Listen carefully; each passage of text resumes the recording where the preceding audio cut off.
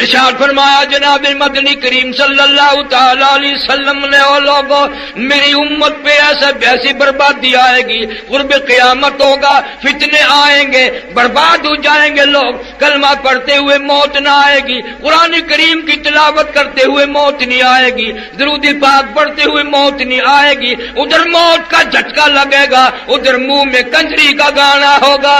دوستو آپ کا استقبال ہے ہمارے چینل MU اسلامک ریئیکٹ پر۔ دوستو آج قاری حنیف بیان فرمائیں گی جس کا ٹاپک اور جس کا عنوان ہے موت کا عبرتناک منظر۔ موت کا خوفناک بیان، رلا دینے والا بیان ہے، رونگٹے کھڑے کر دینے والا بیان ہے۔ آئیے مل کر اس بیان کو توجہ سے سنتے ہیں۔ ارشاد فرمایا مدنی کریم صلی اللہ تعالی علیہ وسلم نے، اے لوگوں میری امت اتنی بگڑے گی، اگر کسی پرانے امتی نے اپنی ماں کے ساتھ زنا کیا میرا امتی بھی کرے گا۔ فرمایا ہر گھر سے، ہر کوٹھی سے، ہر بنگلے سے، ہر کمرے سے، چاروں طرف سے مرنے والے کی موت آ رہی ہے، برابر کہیں نہ کہیں سے کنجری کی آواز آ رہی ہے، کفن پہنایا جا رہا ہے، میت کو غسل دے رہے ہیں، کہیں نہ کہیں سے کنجری کی آواز آ رہی ہے، جنازہ پڑھ رہے ہیں، کہیں نہ کہیں سے کنجری کی آواز آ رہی ہے، میت کو قبر میں اتار رہے ہیں، کہیں نہ کہیں سے کنجری کی آواز آ رہی ہے۔ مشکوٰۃ شریف میں حدیث موجود ہے، فرمایا جناب محمد مصطفیٰ صلی اللہ تعالی علیہ وسلم نے، او لوگوں موت کے وقت کی پیاس سے پناہ مانگو، اتنی شدید پیاس لگتی ہے سمندر پلا دو پیاس نہیں بجھتی۔ ارشاد فرمایا محمد عربی صلی اللہ تعالی علیہ وسلم نے، او لوگوں موت کے وقت کی تلخی سے پناہ مانگو، اتنا زبردست منہ کڑوا ہوتا ہے، قیامت قائم ہو جائے گی مگر موت کی تلخی نہ جائے گی۔ عیسیٰ علیہ السلام تشریف لائے، قوم آئی، معجزات دکھا رہے تھے، مردے کو زندہ کر لیا کرتے تھے، آ کے کہنے لگے نئی نئی قبروں سے مردے زندہ کرتے ہو، آؤ ہم ایک پرانی قبر پہ لے کے چلیں گے، مردہ زندہ کر کے دکھانا۔ عیسیٰ علیہ السلام تشریف لے گئے، قبر پہ کھڑے ہو کے فرمایا قم بإذن اللہ، قم بإذن اللہ، اللہ کے حکم سے زندہ ہو جا۔ ایک نوجوان قبر سے نکل کر سامنے آ کر کھڑا ہو گیا۔ عیسیٰ علیہ السلام نے پوچھا آپ کون ہیں؟ تو کہا میرا نام سام ہے، میں حضرت نوح علیہ السلام کا بیٹا ہوں۔ عیسیٰ علیہ السلام کا دماغ ہل گیا، تو بڑا پرانا آدمی ہے، بڑا عرصہ قبر میں گزار بیٹھا، بڑی مدت قبر میں گزار کے آیا ہے کہ جی ہاں۔ تو عیسیٰ علیہ السلام نے فرمایا ملاقات تو اللہ نے کرا دی، قبر کا کچھ حال بتا، قبر کا کوئی منظر بتا، قبر کی کوئی خبر بتا، قبر کی کچھ اطلاع دے، وہاں بنتی کیا ہے۔ علماء کرام نے لکھا وہ نوجوان رونے لگا اور کہنے لگا او عیسیٰ علیہ السلام آپ کو قبر کی پڑی ہے، قبر کا حال معلوم کرنا چاہتے ہو، قبر کا منظر معلوم کرنا چاہتے ہو، قبر کی خبر معلوم کرنا چاہتے ہو، آپ مجھ سے پہلے یہ کیوں نہیں پوچھتے کہ موت کا جھٹکا کتنا شدید ہے۔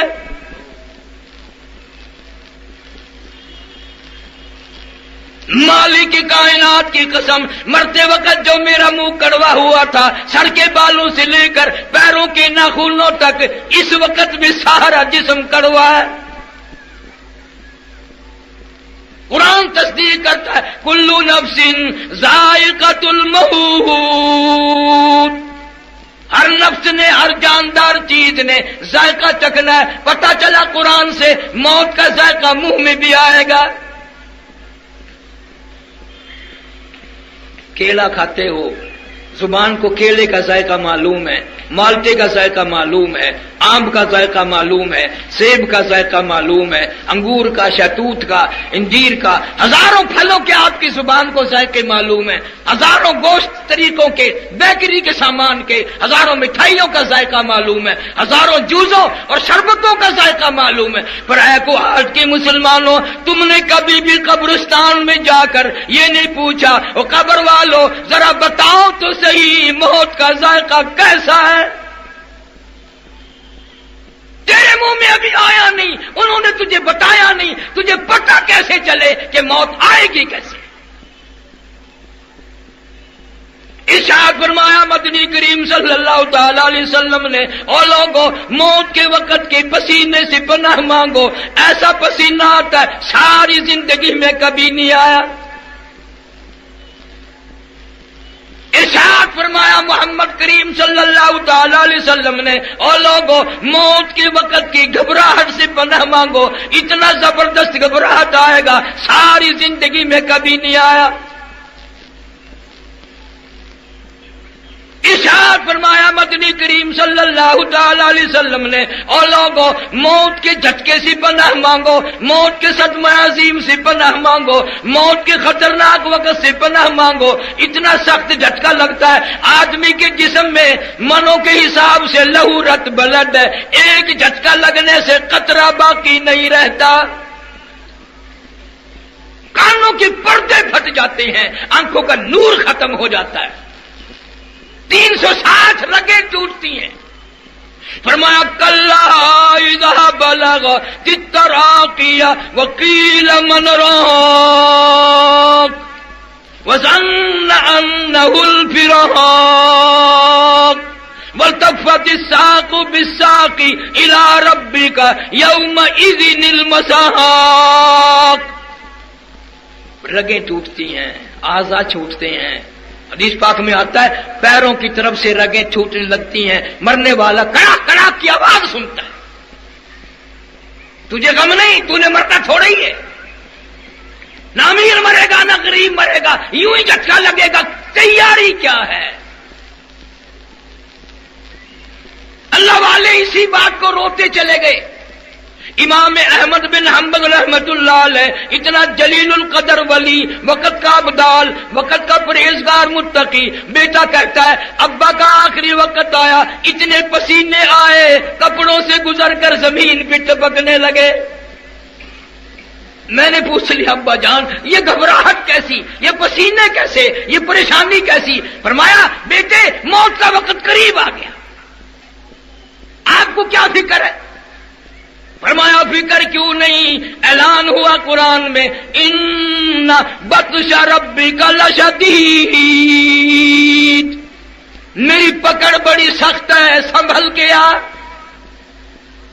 اقترب للناس حسابهم وهم فی غفلۃ معرضون، حساب کا وقت قریب آ گیا، موت کی گھنٹی بجنے والی ہے، تجھے کبھی غفلت سے نیند بھی نہیں کھلی۔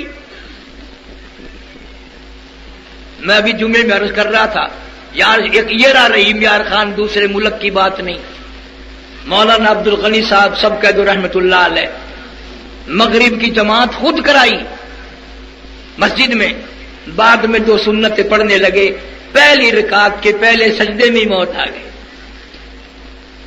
وضو کے ساتھ موت آ گئی، سبحان ربی الاعلیٰ پڑھتے ہوئے موت آ گئی، رب کے دربار میں سجدہ کرتے ہوئے موت آ گئی، مسجد میں موت آ گئی۔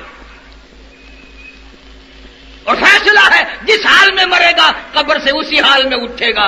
دنیا کا کوئی آدمی زنا کرتا ہوا آئے گا، کوئی شراب پیتا ہوا آئے گا قیامت میں، کوئی جوا کھیلتا ہوا آئے گا، کوئی قتل و غارت کرتا ہوا آئے گا، مولانا عبد الغنی سبحان ربی الاعلیٰ پڑھتا ہوا آئے گا۔ ہمارے ملتان میں کئی سال ہو گئے، اخبار میں آیا ایک محکمے کا آفیسر تھا بہت بڑا، لڑکی کے ساتھ زنا کرتا کرتا لڑکی کے اوپر ہی مر گیا۔ تجھے کیا معلوم ہے کس حال میں تیری موت آئے گی، کس حال میں آخری وقت آئے گا؟ ثبوت کیا ہے تیرے پاس؟ اتنا بے پرواہ۔ سردی آتی ہے، سردی کے کپڑے تیار کرتے ہو، سردی کا سارا انتظام، گرمی آتی ہے پکھے نئے لگواتے ہو، صفائی کرتے ہو، وہ قبر کا کوئی غم نہیں، اس کی تیاری کب کرو گے؟ واپس آ کر۔ ظلم سے، زیادتی سے، بدماشی سے کوئی بھی بات نہیں آتا۔ جناب مدنی کریم صلی اللہ تعالی علیہ وسلم کی ذات اقدس ہے، 13 دن مسلسل بیماری ہے، بخار ہے، بڑی پریشانی ہے، دیوانوں پروانوں کا جھمگٹا ہے، رو رہے ہیں، آواز لگائی ہے، خود ہوش آیا، فرمایا اصل الناس کیا لوگوں نے نماز پڑھی ہے؟ فرمایا قالوا لا، نہیں، بل ينتظرونک، بلکہ آپ کا انتظار فرما رہے ہیں۔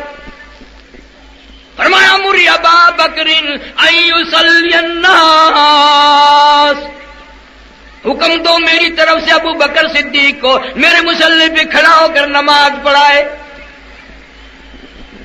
محدثین نے لکھا ہے ہماری اماں عائشہ صدیقہ رضی اللہ تعالیٰ عنہ نے عرض بھی کیا، یا رسول اللہ کسی جری آدمی کو حکم دو، میرا باپ تو کئی دنوں سے پہلے ہی رو رہا ہے۔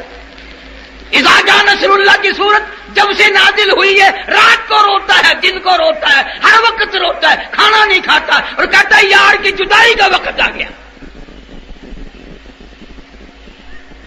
آج جس نماز کی پرواہ نہیں ہے، سیدنا علی مرتضیٰ اور حضرت عباس رضی اللہ تعالیٰ عنہ کو بلایا اور دونوں ہاتھ امام الانبیاء صلی اللہ علیہ وسلم نے ان صحابہ کے کندھوں پر رکھے۔ خدا کی قسم بخاری شریف میں تفصیل ہے، قدم مبارک جمتا نہ تھا، گھسٹتے ہوئے مسجد میں تشریف لائے۔ آج کا یہ دن تھا، اس شہنشاہ کائنات صلی اللہ علیہ وسلم کا جنازہ اٹھا۔ تجھے کیا معلوم ہے؟ تجھے بیوی کا غم معلوم ہے، بیٹے کا صدمہ دیکھا ہوگا، بھائی کا صدمہ دیکھا ہوگا، ملازم کا صدمہ دیکھا ہوگا۔ خدا کی قسم بلال سے جا کے پوچھ، جب پیغمبر صلی اللہ علیہ وسلم کا جنازہ اٹھا اور تیری کیا حالت بنی تھی؟ فاروق اعظم جیسے عقل کھو بیٹھے، اعلان کر دیا جو یوں کہے گا محمد صلی اللہ علیہ وسلم انتقال کر گئے، گردن اتار دوں گا، اور تیرا کچھ بھی نہیں بگڑتا، تجھے کوئی ہوش ہی نہیں۔ تشریف لائے، نماز میں شرکت فرمائی، منبر پر تشریف فرما ہوئے، پروانے جمع ہو گئے۔ کیا اعلان فرمایا؟ جس کا تیرے خیال میں کبھی ضرورت بھی نہیں ہوئی، فرمایا لوگوں جس کو میں نے گالی دی ہو وہ آج گالی دے لے، جس کو میں نے برا کہا ہو آج کہہ لے، جس کا میں نے قرضہ دینا ہو وہ آج وصول کر لے، قیامت میں مطالبہ نہ کرے۔ میری آخری زیارت ہے، میرا آخری وقت ہے، میں اعلان کرتا ہوں کوئی بھی ہو آج مجھ سے بدلہ لے لے۔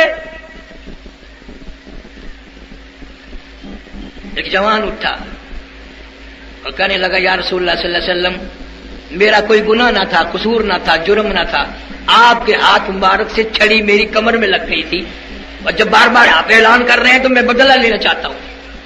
فرمایا آ جا۔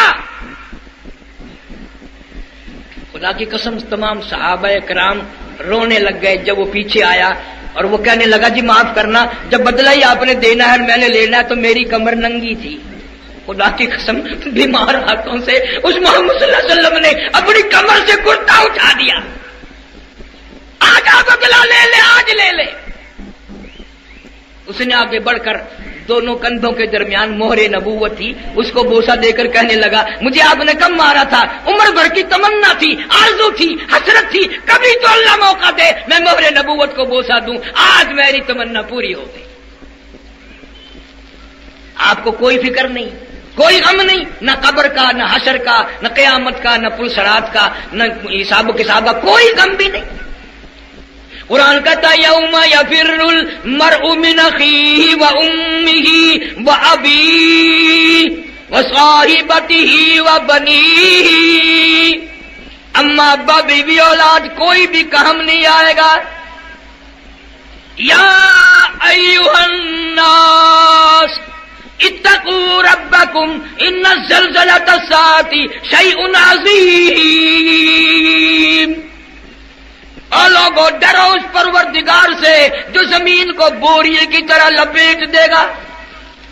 اذا السماء انشقت، آسمان پھٹ کر گر پڑے گا، واذا النجوم انکدرت، ستارے زمین پہ گر پڑیں گے، اذا الشمس کورت، سورج بے نور ہو کر دھڑام سے زمین پہ آ پڑے گا، وَإِذَا الْجِبَالُ سُيِّرَتْ، سورج بے نور ہو کر دھڑام سے زمین پہ آ پڑے گا، وَإِذَا الْجِبَالُ سُيِّرَتْ، پہاڑ کپاس کے گالوں کی طرح ہوا میں اڑتے پھریں گے، وَتَكُونُ الْجِبَالُ كَالْعِهْنِ الْمَنْفُوشِ،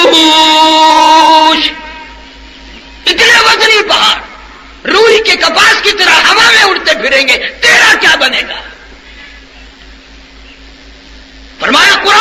اتنا خطرناک وقت آئے گا، یوم ترونہا تذہل کل مرضیۃ عما ارضعت وتضع کل ذات حمل حملها وترى الناس سکارى وما هم بسکارى ولكن عذاب اللہ شدید۔ حاملہ کا حمل گر جائے گا، ماں اپنے دودھ پیتے بچے کو زمین میں پھینک دے گی۔ اتنا بھیانک وقت ہوگا، اتنا خطرناک وقت ہوگا، کیا چیز میری تیرے کام آئے گی؟ صحابہ کرام رضوان اللہ تعالی علیہم مجمعین کی پوری جماعت نے ہر لفظ پہ نبی کے سامنے عمل کر کے دکھایا۔ سفیان ثوری رحمت اللہ علیہ بہت بڑے ولی ہیں، آخری وقت ہے، رو رہے ہیں، زمین پہ ناک رگڑ رہے ہیں۔ کسی نے پوچھا کیا ہوا؟ فرمایا موت قریب آ گئی۔ نے کہا پھر کیا ہوا؟ تو بہت بڑے ولی اللہ ہیں۔ فرمایا میں ولی اللہ ہوں، وہ بے نیاز نہیں ہے۔ سفیان ثوری رحمت اللہ علیہ بہت بڑے ولی ہیں، آخری وقت ہے، رو رہے ہیں، زمین پہ ناک رگڑ رہے ہیں۔ کسی نے پوچھا کیا ہوا؟ فرمایا موت قریب آ گئی۔ نے کہا پھر کیا ہوا؟ تو بہت بڑے ولی اللہ ہیں۔ فرمایا میں ولی اللہ ہوں، وہ بے نیاز نہیں ہے، ڈرتا ہوں اس کی ذات سے۔ فذرنی ومن یکذب بہذا الحدیث۔ کئی قرآن میں اللہ یہ نہ فرماتے چھوڑو اس کو میں سنبھالوں گا، چھوڑو اس کو میں سنبھالوں گا۔ امام اعظم امام ابو حنیفہ رحمت اللہ علیہ 53 حج کیے 53 اپنی عمر میں، 53 حج فرمایا اللہ والے نے، اور ایسے حج کیے گھر سے لے کر بیت اللہ تک، روضے رسول صلی اللہ علیہ وسلم تک پیدل گئے پیدل آئے، لیکن ڈر کا خوف کا یہ عالم ہے۔ آخری حج پہ گئے ہوئے، ایک ہاتھ میں غلاف کعبہ پکڑا ہوا ہے اور ایک ہاتھ میں اپنی سفید داڑھی پکڑی ہوئی ہے، رو رہے ہیں یا اللہ میرے پلے کچھ نہیں میری چٹی داڑھی کی لاج رکھ کے مجھے معاف کر دے۔ ہمیں کسی نے اطمینان دلا دیا۔ اسی کو مجذوب کہتا ہے بہر غفلت یہ تیری ہستی نہیں، بہر غفلت یہ تیری ہستی نہیں، دیکھ جنت اس قدر سستی نہیں، راہ گزر دنیا ہے بستی نہیں، ہوش کر کچھ جائے مستی نہیں۔ تیرے جیسے ان شہروں سے ہزاروں جنازے گزر گئے، ان گلیوں سے ہزاروں جنازے گزر گئے، اور تیرا پتہ ہی نہیں جنازہ بھی گزرے گا کہ نہیں، قبر بھی ملے گی کہ نہیں، کفن بھی ملے گا کہ نہیں، غسل بھی ملے گا کہ نہیں، تجھے کیا معلوم؟ میں 2-3 سال پہلے ہیڈ ترمزلہ جنگ کے پاس ہے، وہاں گیا، لوگوں نے بتایا کہ اس دریا میں ایک لاش تیرتی ہوئی آئی، سرکاری آدمیوں نے وہ لاش نکال کر بستی والوں کے حوالے کر دی، بھئی مسلمان ہے دفن کفن کرو۔ مولوی صاحب نے لاؤڈ اسپیکر کھولا اور اعلان کیا بی بی بہنوں 2-2 4-4 آنے بچوں کے ہاتھ بھیجو، بے وار سی لاش ہے، کفن خریدنا ہے۔ پیسے آ گئے، کفن خرید لیا، غسل دے کے کفن پہنا کے جنازہ پڑھ کے دفن کر دیا۔ چوتھے دن پتا چلا جس پہ ٹکے کا کفن کا چندے کا کفن پڑا 35 مربوں کا مالک تھا۔ تجھے کیا معلوم ہے تیرے نصیب میں کیا لکھا ہے؟ ناز کرتے ہو۔ اللہ فرماتے ہیں وما تدری نفس ماذا تکسب غدا وما تدری نفس بأي ارض تموت ان اللہ علیم خبیر۔ کسی کو معلوم نہیں کس زمین کے ٹکڑے پہ موت آئے گی، کس وقت آئے گی، اللہ پاک جانتا ہے۔ اور اللہ والوں کو تو اتنا غم رہا ساری عمر اس مرنے کا۔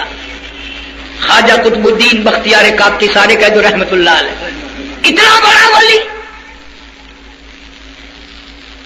بابا فرید الدین شکرگنج رحمت اللہ علیہ کی پیر کی بات کر رہا ہوں، بڑے بڑے ولیوں کے پیر کی بات کر رہا ہوں، آج کل کی نہیں۔ آخری وقت آیا، وصیت نامہ لکھ دیا۔ ہم تو یہی لکھیں گے نا، چھوٹی بیوی کا فلانا بنگلہ، بڑی بیوی کا فلانا گھر، فلانا زمین اس کی، ہم تو یہ وصیت، اور یہ بھی نہیں لکھیں گے تو خوب کچہریوں میں گالیاں ملیں گی۔ اللہ والے نے وصیت نامہ لکھا۔ اس لیے عرض کر رہا ہوں لوگ یہ کہتے ہیں کہ یہ ولیوں کو نہیں مانتے، دیکھو ہم تو ولیوں کے جنازے کو بھی وصیت نامے کو ہی مانتے ہیں۔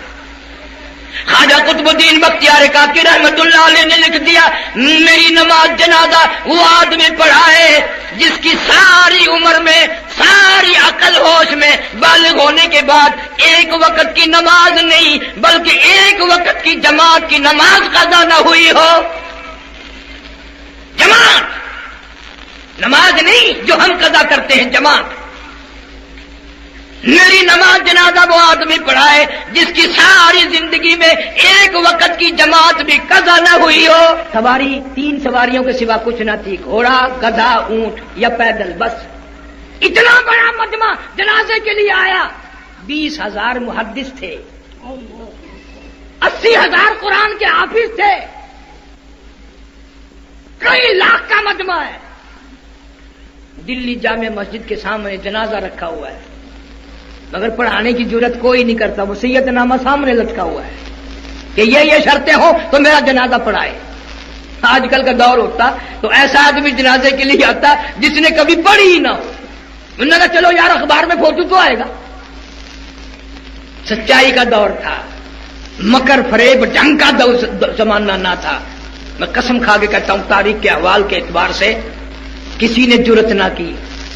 عصر کا وقت آ گیا، سارا دن ہو گیا، دلی شہر میں دنیا مخلوق عالم، حافظ، قاری، محدث کھڑے ہیں. عصر کی نماز بھی پڑھی جا چکی. اب ایک آدمی اگلی صف میں سے نکلا، اگلی جماعت میں سے نکلا اور خواجہ قطب الدین بختیار کاکی رحمت اللہ علیہ کے پاس پہنچا اور یوں منہ کا کپڑا کفن سے اٹھا کے کہنے لگا خواجہ کیا ملا؟ تیرے سوا، میرے رب کے سوا کسی کو پتا نہ تھا میں کون ہوں، کیسا ہوں. اب میں پھنس گیا ہوں. اگر تیرا جنازہ پڑھاتا ہوں میرا پردہ کوئی نہیں، پردہ کرتا ہوں تیرا جنازہ پڑھانے والا کوئی نہیں. او خواجہ اپنی اللہ اللہ کر کے چلے گئے ہو، کیا ملا؟ میرا راز فاش کر دیا، مجھے لوگوں کے سامنے رسوا کر دیا، میرا پردہ کھول کے دنیا سے گئے، کیا ملا؟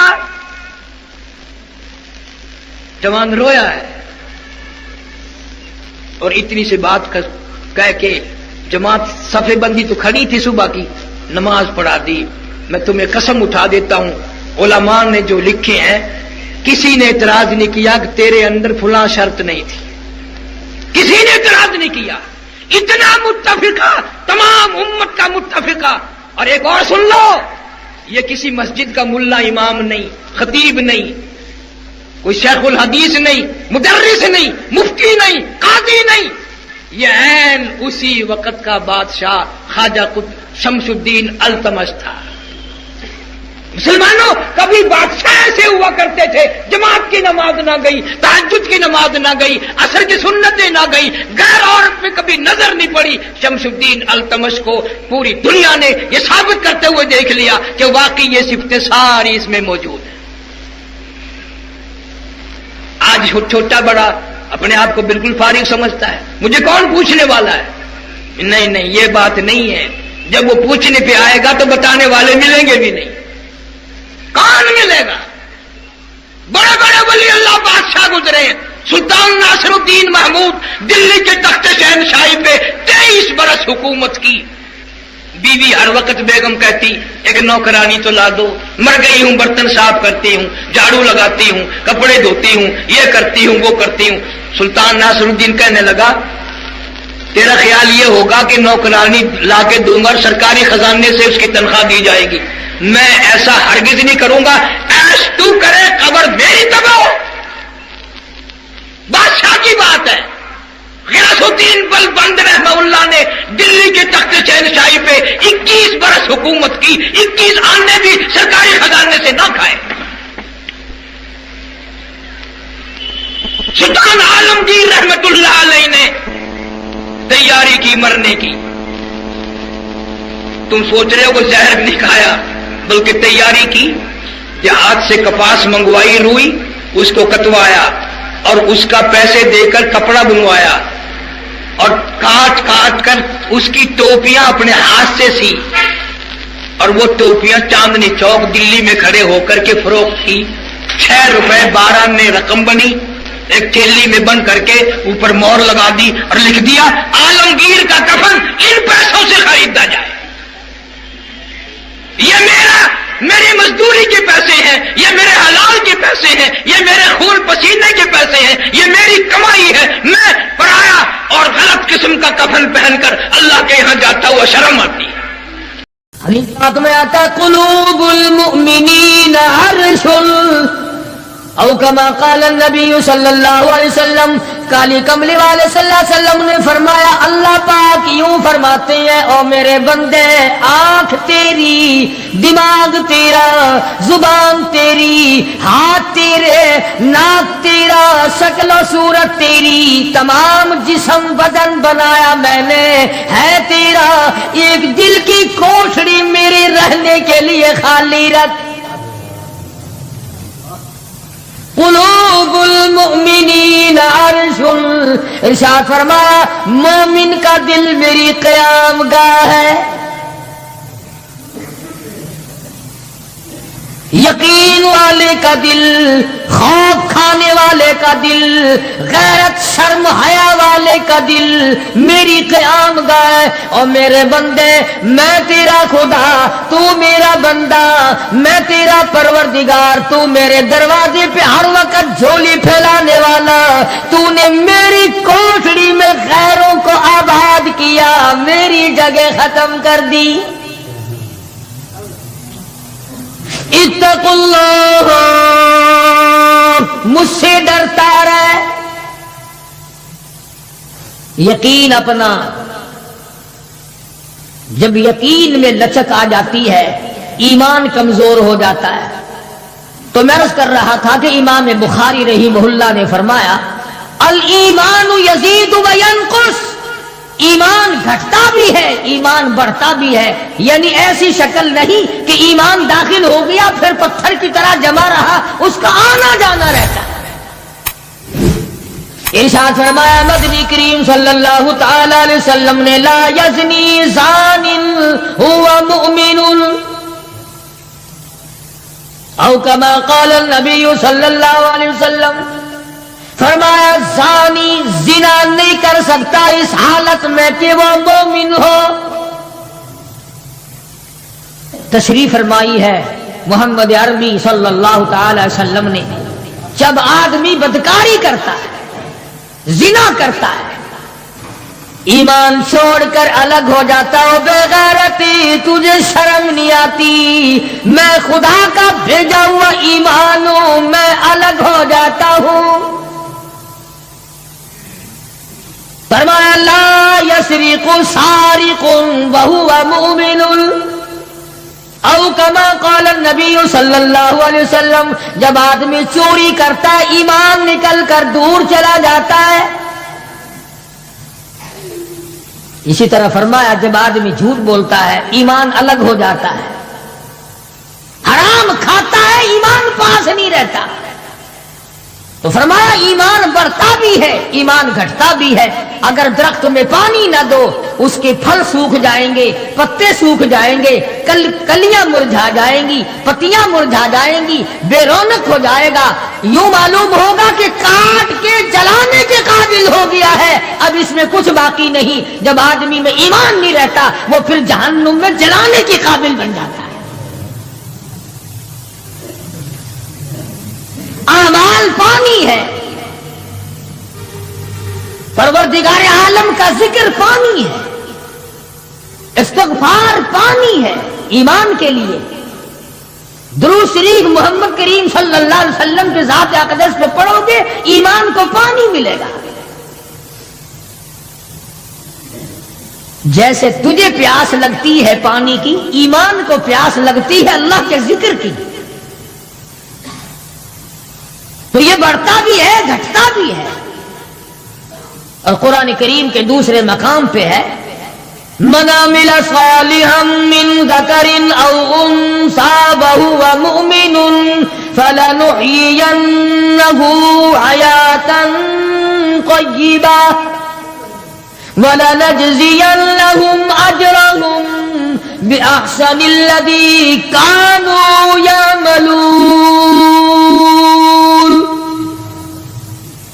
مرد ہو یا عورت ہو، اللہ پاک فرماتے ہیں وَهُوَ مُؤْمِنٌ فَلَنُحْيِيَنَّهُ ابراہیم میں ایمان کا مزہ چکھنے لگتا ہے.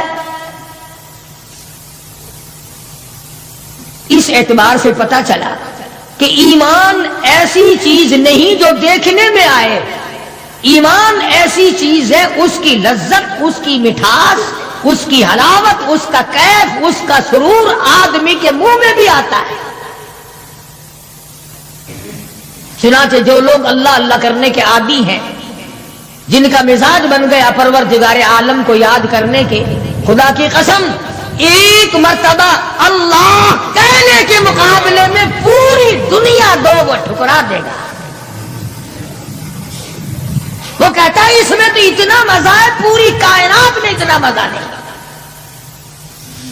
خواجہ ابراہیم ابن ادہم رحمت اللہ علیہ بادشاہ وقت ہیں، شہر بلخ کے بادشاہ ہیں.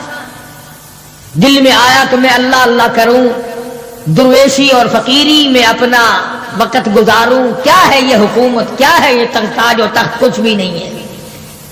اسے چھوڑ کر الگ ہو گئے. آج کل تو کہانی معلوم ہوتی ہے کہ تخت و تاج خود بھی کبھی کسی نے چھوڑا ہوگا.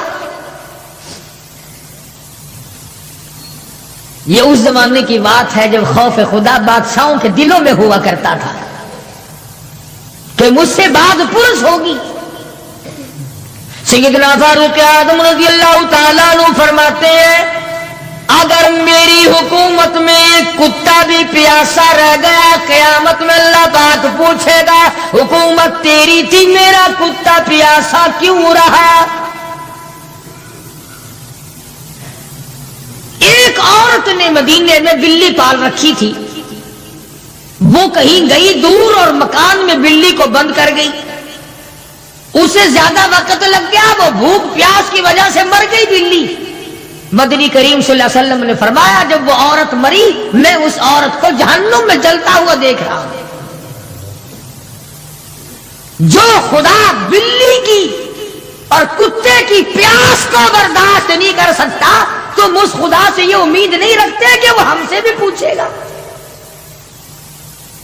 آدمیوں کے بارے میں وہ خدا نہیں پوچھے گا، انسانوں کے بارے میں نہیں پوچھے گا، ماں باپ کے بارے میں نہیں پوچھے گا، استاد اور پیر کے بارے میں نہیں پوچھے گا. وہ خدا اپنے قرآن کے بارے میں نہیں پوچھے گا کہ تم نے قرآن کی کیا قدر و قیمت کی ہے. تو خواجہ ابراہیم ابن ادہم رحمت اللہ علیہ نے بلخ کی بادشاہت کو ٹھوکر مار فرمایا یہ پڑا ہے تمہارا تخت و تاج، اٹھاؤ اسے، یہ کیا دولت ہے، کچھ بھی نہیں. کچھ دنوں کے بعد خواجہ صاحب سے ملاقات ہوئی بادشاہ کی. وہ بھی کوئی نیکی آدمی ہوگا. کہنے لگا کہ اگر آپ چاہیں تو میں آپ کی بادشاہت اب بھی لوٹا سکتا ہوں. کبھی کبھی ہوتا ہے نا، آدمی تیش میں آ کر نیکی کا ارادہ کر بیٹھتا ہے، تیش میں آ کر نیکی کا پروگرام بنا لیتا ہے، مگر پھر پچھتاتا ہے کہ آئے کاش میں ایسا نہ کرتا. کئیوں کو دیکھا حج کر کے پچھتاتے ہوئے، لو جی اتنے پیسوں سے مکان بن جاتا تو اچھا تھا، اتنے پیسوں سے میں زمین خرید لیتا تو اچھا تھا، کوئی کاروبار ہو جاتا تو روزی کا سلسلہ بن جاتا. کئیوں کو دیکھا، مگر خواجہ ابراہیم ابن ادہم رحمت اللہ علیہ ولی کامل ہے جنہوں نے تخت و تاج کو ٹھوکر مار دی. اللہ کی یاد کے مقابلے میں بادشاہ کہنے لگا اگر آپ چاہیں تو میں آپ کی سلطنت کو واپس لوٹا دوں، آپ کو تخت شہنشاہی دے دوں، آپ قبول فرمائیں. رونے لگے اور فرمایا میں لے کر کیا کروں گا؟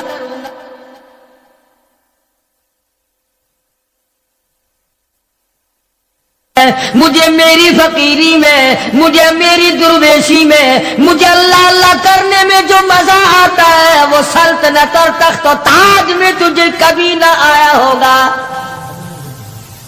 کب آ سکتا ہے؟ فرمانے لگے تتجافى جنوبهم عن المضاجع يدعون ربهم خوفا وطمعا ومما رزقناهم ينفقون. فرمایا سر سجدے میں رکھ کر میں ایک مرتبہ یوں کہتا ہوں سبحان ربی الاعلی، جو اس میں مزہ آیا وہ ساری عمر کی بادشاہت میں مزہ نہ آیا. وہ کیف کہاں، وہ لذت کہاں، وہ سرور کہاں، وہ تمام حلاوت کہاں جو پروردگار عالم نے اپنی یاد میں رکھی ہے۔ اور خدا تو یاد وہ آدمی کرے گا جو اللہ کے ڈر کو پہلے دل میں بسا لے گا۔ فرمایا اتقوا اللہ وکونوا مع الصادقین۔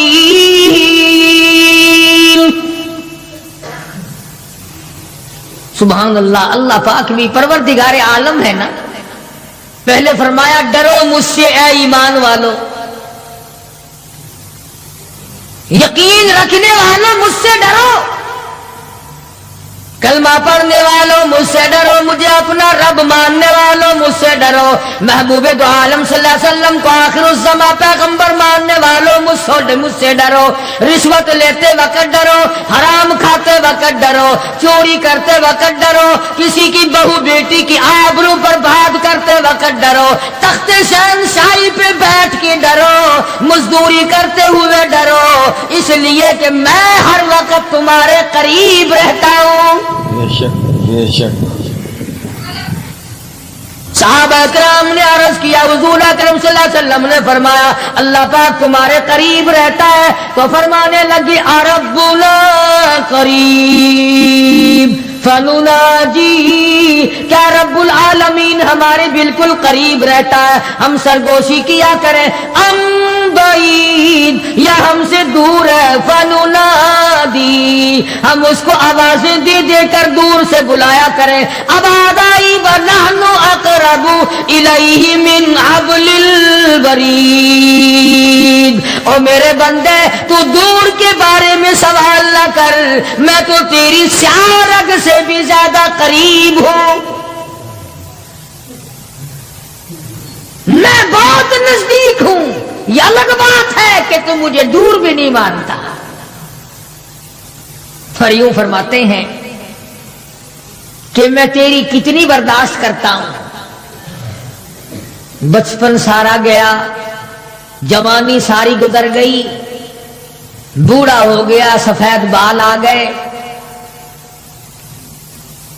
حدیث پاک میں آتا ہے کہ اللہ پاک اس عمر میں آ کے غضب میں آ جاتے ہیں، عمر رسیدہ ہونے کے بعد بھی آدمی کے مزاج میں وہی لالچ، وہی طمع اور وہی بے خوفی اور وہی بدماشی اور وہی کاما۔ یوں آتا ہے حدیث پاک میں کہ اللہ پاک جب بوڑھا آدمی ہو کر سفید بال آ جانے کے بعد جب خدا کے حکموں کی خلاف ورزی کرتا ہے تو اللہ کا قہر جوش میں آتا ہے، او کمینے اب تو بعد آ جا، قبر کا گڑا تیرے سامنے ہے، قبر کا اندھیرا تیرے سامنے ہے، موت کا جھٹکا تیرے سامنے ہے، تو یاد رکھ ایسی رگڑ لگے گی کہ تیرے پڑوسیوں کو خبر ہو جائے گی، مگر یہ باز نہیں آتا۔ بے شمار لوگوں کو دیکھا بڑھاپا چھا جانے کے بعد اس عمر میں بھی داڑھی منڈوا کر پیشاب کی نالی میں پھینکتے ہیں۔ میں ایک بات کہتا ہوں، مسجد میں بیٹھے ہو، باوضو بیٹھے ہو، الحمدللہ سارے ایمان والے ہو، کلمے والے ہو، نبی کی امتی ہو، تمام چیزیں موجود ہیں، اب یہ شکل لے کر اگر ہم حضور صلی اللہ علیہ وسلم کے دربار میں قیامت کے دن گئے کہ یا رسول اللہ پیاس سے مر گئے، 50,000 سال گزر گئے، مرے ہم، پیاس سے تباہ ہو گئے، نہ موت آتی ہے نہ کوئی زندگی ہے، اور میرا ایک سوال ہے، اگر آقا نے یوں فرما دیا کہ تو میرا نہیں میں تیرا نہیں، پھر کہاں بیڑا گرک ہوگا، کہاں جا کے مریں گے؟ شکل دیکھ کر فرما دیا اگر حضور نے کہ تو میرا ہے ہی نہیں، تیری صورت میرے والی نہیں، میرے صحابہ والی نہیں، میرے اہل بیت والی نہیں، میرے ولیوں والی نہیں، میرے مسلمانوں والی نہیں، اور شکل تو تیری ریگن اور کوسی جن اور یہودیوں سے ملتی ہے، تو اب مطلب نکالنے کے لیے میرے پاس آ گیا ہے، کیا جواب ہوگا ہمارے پاس؟ خدا کی قسم لوگوں رسول اللہ کی صورت سے پیار کرو، محبت کرو، جب ایمان بنے گا۔ جس آدمی کے دل میں محمد عربی صلی اللہ علیہ وسلم، اور تم اس شکل سے پیار نہیں کرتے جس شکل کو دیکھنے کے لیے آسمان کے فرشتے تڑپے ہو. تمہیں اس صورت سے پیار نہیں جس صورت کو دیکھنے کے لیے آسمان کے فرشتے ترستے رہے ہیں. تمہیں اس صورت سے آج تک پیار نہ ہوا جس صورت کو دیکھنے کے لیے سدرۃ المنتہا پہ کھڑی ہوئی بیڑی کے پتے بھی دیدار کو ترستے تھے.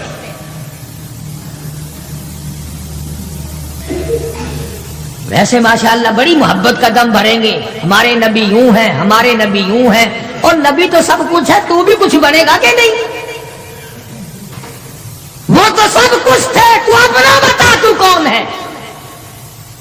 اگر غلام ہے تو میرے آقا کا، پھر غلام والی شکل بنا، آقاؤں والی شکل نہ بنا. امام الانبیاء محبوب کبریا حضرت محمد مصطفیٰ صلی اللہ تعالی علیہ وسلم نے صاف صاف فرما دیا، اور لوگوں قرآن کریم کا 19واں سپارہ اٹھاؤ، رب العالمین کا عطا کردہ حوض کوثر ہوگا، مدنی کریم صلی اللہ علیہ وسلم اس پہ تشریف فرما ہوں گے، 50,000 سال کے پیاس سے آئیں گے، آپ اپنے رحمت والے دستے مبارک سے پانی پلائیں گے. کچھ لوگ آئیں گے، بھیڑ کریں گے، رش کر کے آگے بڑھنے کی کوشش کریں گے، مگر فرشتے ڈنڈے مار مار کر واپس کریں گے. حضور اکرم صلی اللہ علیہ وسلم فرمائیں گے آنے دو میری امتی معلوم ہوتے ہیں، آنے دو. فرشتے عرض کریں گے یا رسول اللہ یہ وہ لوگ ہیں آپ کی رحلت فرما جانے کے بعد آپ کی حدیث ان کے پاس موجود تھی، آپ کی عطا کردہ امانت قرآن کریم موجود تھا، انہوں نے دونوں ٹھکرائے، اپنے مطلب کی زندگی گزاری، رسومات پھیلائی، شرک پھیلایا، بدعت پھیلائی، تیرے صحابہ کو گالیاں دی، تیرے ولیوں سے برا منایا، گردنیں کاٹی، اللہ والوں کی مخالفت کی. قرآن کریم میں آتا ہے مدنی کریم صلی اللہ علیہ وسلم کا غصے کی وجہ سے چہرہ انور سرخ ہو جائے گا، اور آپ غصے میں آ کر فرمائیں گے، قرآن کریم ہے وقال الرسول یا ربی لقوم اتخذوا یا ربی لقوم، اے میرے پروردگار یہ میری قوم، یہ میرا کلمہ پڑھنے والے، اتخذوا هذا القرآن مہجورا، یہ وہ لوگ ہیں انہوں نے قرآن مجید کا مذاق اڑایا، انہوں نے قرآن مجید کا تمسخر اڑایا، انہوں نے تماشا سمجھا تیرے قرآن کو. وَكَذَلِكَ جَعَلْنَا لِكُلِّ نَبِيٍّ عَدُوًّا مِّنَ الْمُجْرِمِينَ. اے میرے پروردگار یہ میرے نہیں، میں ان کا نہیں، یہ جیسے پہلے نبیوں کے دشمن ہوا کرتے تھے یہ میرے دشمن ہیں. استغفراللہ استغفراللہ. اندازہ لگاؤ ایسی صورت میں کیا بنے گی، ایسے حالات میں کیا بنے گا، کس طرح پہ زندگی بسر ہوگی، کیسے جنت میں جائے گا، کیسے پروردگار عالم کا دیدار ملے گا، کیسے رضا ملے گی، کیسے رب العالمین کی رحمت اور کریمی تجھے حاصل ہوگی. صحابہ اکرام رضوان اللہ تعالی علیہم اجمعین کی جماعت جو یقین میں اتنی آگے نکل گئی تھی کہ دنیا میں اس کا مقابلہ کرنے والا کوئی، حضور کی آنکھ کے اشارے پہ یقین، آپ کے فرمان پہ یقین، آپ کے اعمال پہ یقین. جس جگہ حضور صلی اللہ علیہ وسلم کو صحابہ نے، تم سمجھتے ہوگے کہ سنت صرف نیکیوں میں، نماز میں سنت معلوم کرو، وضو کرنے کی سنتیں معلوم کرو، روزے کی سنتیں معلوم کرو، جمعہ نماز میں حضور کی سنتیں معلوم کرو. نہیں، صحابہ کرام اس جگہ تمام عمر بیٹھا کرتے تھے جہاں پہ محمد کریم صلی اللہ علیہ وسلم پیشاب کے لیے بیٹھے تھے. یہ ہے وہ عشق کا مقام۔ اب چلو عبادت میں تو ٹھیک ہے، یہ بھی کوئی بات ہے کہ جہاں حضور صلی اللہ علیہ وسلم پیشاب کے لیے بیٹھے تھے وہاں ہر صحابی وہاں پیشاب آئے نہ آئے بیٹھتا ہے۔ دیکھنے والے نے پوچھا ابو ہریرہ رضی اللہ تعالیٰ عنہ سے کہ جی آپ یہاں کیوں بیٹھے؟ فرمانے لگے اس لیے کہ یہاں میرے آقا بیٹھے تھے۔ کس لیے بیٹھے تھے؟ کہ یہاں حضور نے پیشاب فرمایا تھا۔ اب بھلا یہ بھی کوئی بات ہے کہ حضور نے یہاں پیشاب؟ صحابہ کہتے ہیں کہ ہم تو ہر اس ادا کو اپنائیں گے جو ہم نے اپنے آقا کی دیکھی۔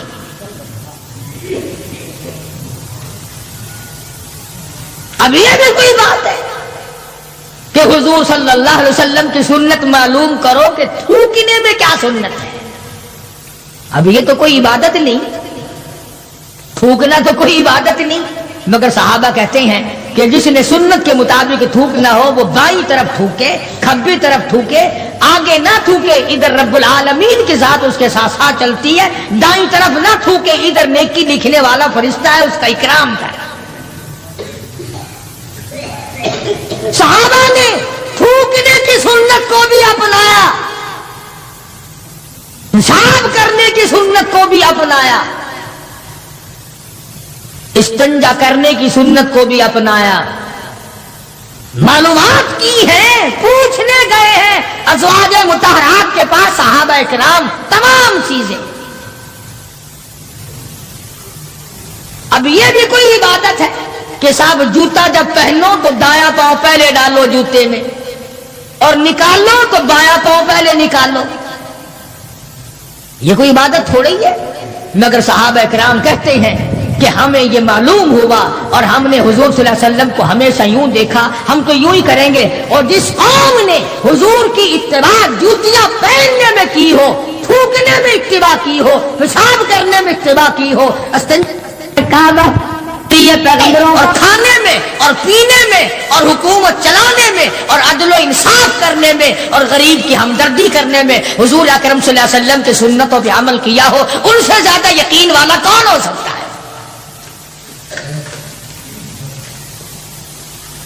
عروہ بن مسعود رضی اللہ تعالی عنہ سقفی صحابی ہے، بعد میں مسلمان بنے، حدیبیہ کے مقام پر کفار کی طرف سے سفیر بن کر آئے حضور صلی اللہ علیہ وسلم سے بات کرنے کے لیے۔ اللہ اکبر، عروہ بن مسعود بات کرتے تھے حضور صلی اللہ علیہ وسلم سے تو ہاتھ آگے بڑھا بڑھا کر، یعنی خوشامدانہ طریقے سے حضور صلی اللہ علیہ وسلم کی داڑھی مبارک کی طرف ہاتھ کرتا تھا عروہ بن مسعود، جو ابھی مسلمان نہیں تھا۔ عروہ بن مسعود رضی اللہ تعالیٰ عنہ نے ہاتھ بڑھایا حضور کی داڑھی مبارک کی طرف، منت کی غرض سے، بات کرنے کی غرض سے، خوشامد کی غرض سے۔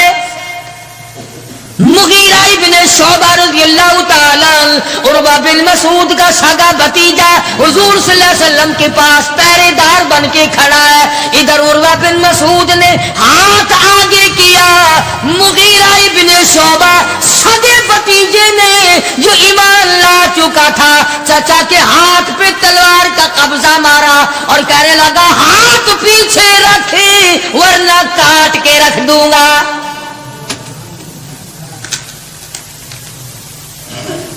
حالانکہ اس نے بری نیت سے یا برے ارادے سے یا توہین کے ارادے سے یا بے ادبی کے ارادے سے ایسا نہیں کیا، بلکہ وہاں رواج تھا کہ جب کسی بڑے سے بات کرو تو منت کے طور پر یوں ہاتھ لگاؤ، مگر مغیرہ ابن شعبہ جو اس کا بھتیجا ہے دیکھ نہ سکا، تلوار کا قبضہ مارا اور کہنے لگا ہاتھ پیچھے رکھ ورنہ اڑا کے رکھ دوں گا میرے محبوب کی طرف اگر ہاتھ کیا تو۔ مکے والوں کا تماشا ہے، ابو جندل کو تکلیف پہنچتی ہے، پتھریلی زمین ہے، دونوں پیر پکڑے اور گلیوں میں سارے مکے میں گھسیٹے گھسیٹے پھرتے ہیں۔ اور یہ نہیں کہ ایک دن ایسا ہوا ہو کبھی تو نے بھی کلمے کی وجہ سے تکلیف اٹھائی، کبھی تجھے بھی درد ہوا کلمے کا، کبھی قرآن کا درد ہوا تیری بدن میں، کبھی تیرے دل میں حضور کی سیرت و صورت کا درد ہوا۔ اگر 2 سال کا بچہ گم ہو جائے ماں کا جگر پھٹ جاتا ہے، ایمان گم ہو جائے کچھ بھی نہیں بگڑتا۔ بکری چوری ہو جائے تو لوگ کلیجہ پکڑے پھرتے ہیں، ہائے ہائے میری بکری چلی گئی۔ کروڑوں روپے کا ایمان چلا جائے کوئی غم نہیں، کوئی دکھ نہیں، کوئی پریشانی نہیں۔ ابو جندل رضی اللہ تعالیٰ عنہ کو اتنی مار پڑتی ہے، تکلیفیں بھگتتی ہے، پتا چلا کہ یہاں 6 میل کے فاصلے پر میرے آقا حدیبیہ میں تشریف لائے۔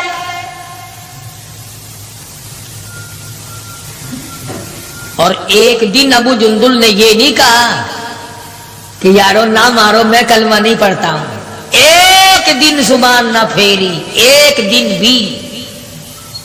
دنیا کی تاریخ گواہ ہے کہ محمد عربی صلی اللہ علیہ وسلم کی نگاہوں نے جن صحابہ کو رنگ دیا نگاہ نبوت نے، وہ قیمہ تو بن گئے مگر وہ ایمان سے نہ پھرے۔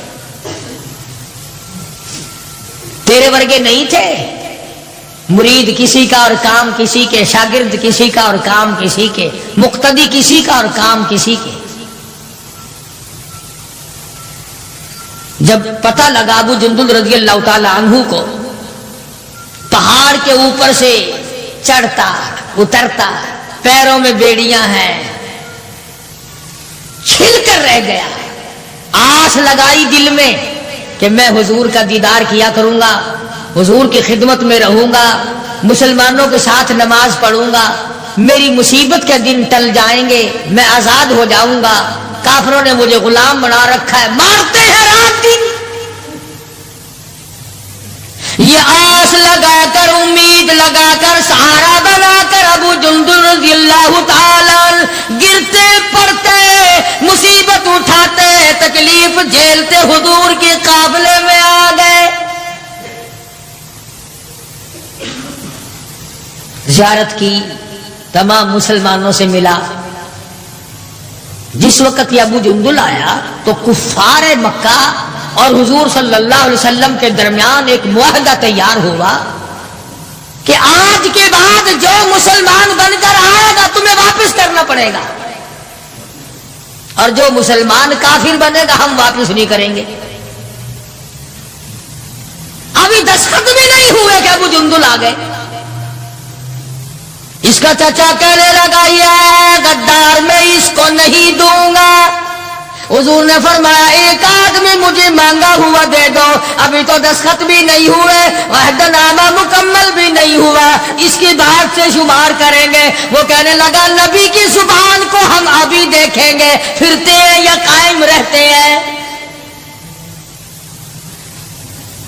بڑی کوشش کی مگر وہ نہ مانا، تھپڑ مارے محمد عربی صلی اللہ علیہ وسلم کے سامنے۔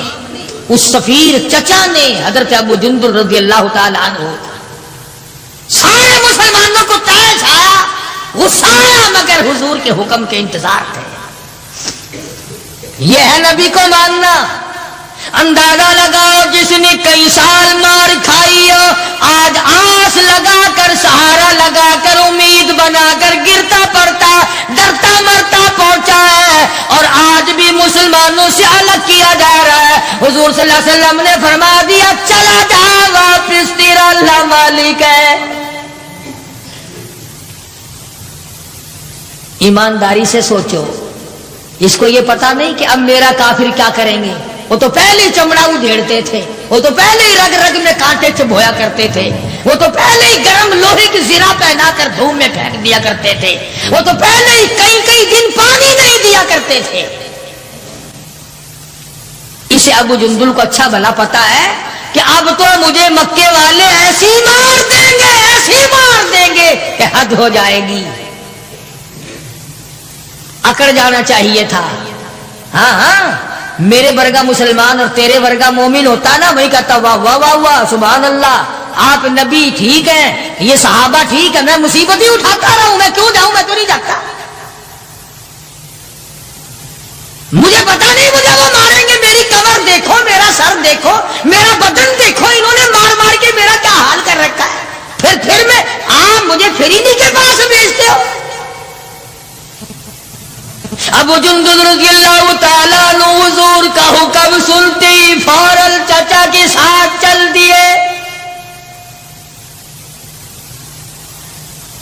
روٹی کی طرف جا رہا ہے، چچا گھسیٹ کے لے جا رہا ہے، مڑ مڑ کے ابو جندل حضور اکرم صلی اللہ علیہ وسلم کا دیدار کرتا ہے اور رو کے کہنے لگا میرے آقا اس بات کا غم نہیں کہ وہ مجھے ماریں گے، اس بات کا غم نہیں وہ مجھے آگ میں جلاویں گے، اس بات کا کوئی غم نہیں میرا چمڑا ادھیڑیں گے، اے میرے آقا شاید مقدر میں پھر دیدار نہ ہو، اتنا تو بتا دے آپ تو مجھ سے راضی ہیں،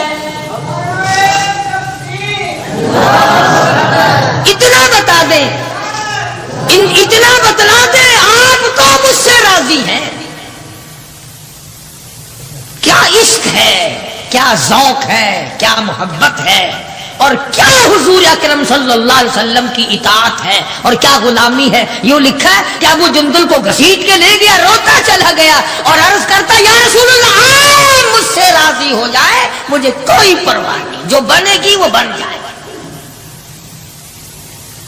اس کا نام ہے یقین اور اس کا نام ہے ایمان، جس میں فرق نہ آئے، جس میں بڑھنے کے بعد گھٹت نہ آئے، اور کتنے ہی اعلیٰ درجے کا درخت ہو جس کو کاٹ کر چولہے میں جھونک دیا گیا وہ درخت کہلانے کا حقدار نہیں، جس کی پتیاں مرجھا گئی وہ گل کہلانے کا حقدار نہیں، جب پانی سوکھ گیا وہ ندی اور نہر کہلانے کی حقدار نہیں، جب پانی سوکھ گیا تو خون ہی کہلا سکتا، اور جب ایمان نہیں رہا تو بندہ بندہ نہیں رہ سکتا۔